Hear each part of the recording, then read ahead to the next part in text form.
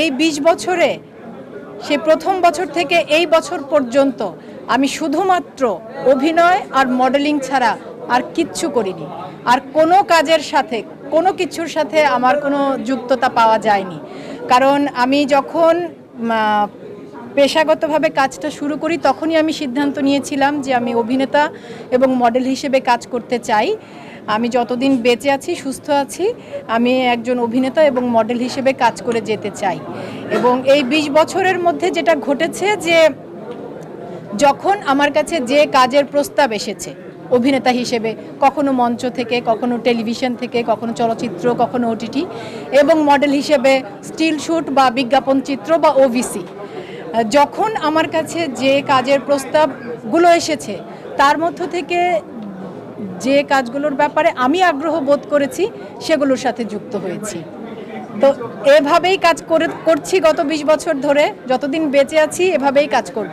তবে এটা খুব দারুণ ব্যাপার যে আমার প্রথম কাজ সিসিমপুর, সেই কাজ থেকে শুরু করে এই ২০ বছরের আমার বিভিন্ন সময়ের বিভিন্ন কাজের প্রতি আমার প্রথম বিজ্ঞাপন চিত্র অমিতাভ রেজা চৌধুরীর গ্রামীণ ফোন, তারপরে আরেকটি বিজ্ঞাপন চিত্রে কাজ করেছিলাম আফজাল হোসেনের Dutch Bangla bank mobile banking, প্রথম সিনেমা তকির আহমেদের হালদা, সাজিদুল আওয়ালের ছিটকিনি, প্রথম ওটিটির কাজ আশফাক নিপুণের কষ্টনীর ওয়েব ফিল্ম।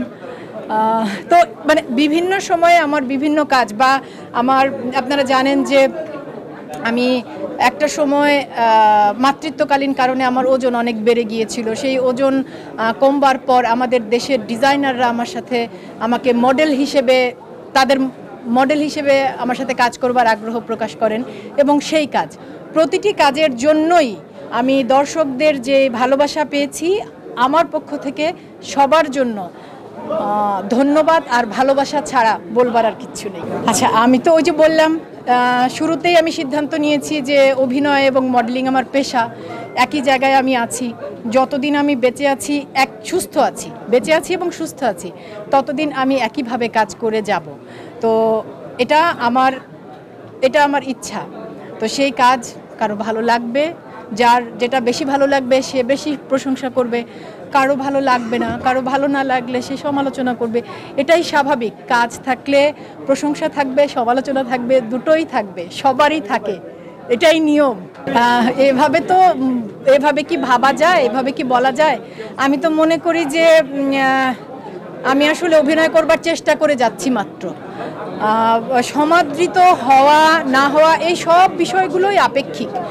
আমার কাছে যেটা গুরুত্বপূর্ণ সেটা হচ্ছে আমি আমার কাজটা ঠিক মতো করবার চেষ্টা করছি কিনা, ওটুকু আমার হাতে। তারপরে বাদবাকিটুকু সমাদৃত হওয়া, প্রশংসিত হওয়া সব অন্যদের হাতে। যেটা অন্যদের হাতে ওটা নিয়ে আমি ভেবে সময় নষ্ট করতে চাই না। যেটা আমার হাতে আমি ওটাতে মন দিতে চাই।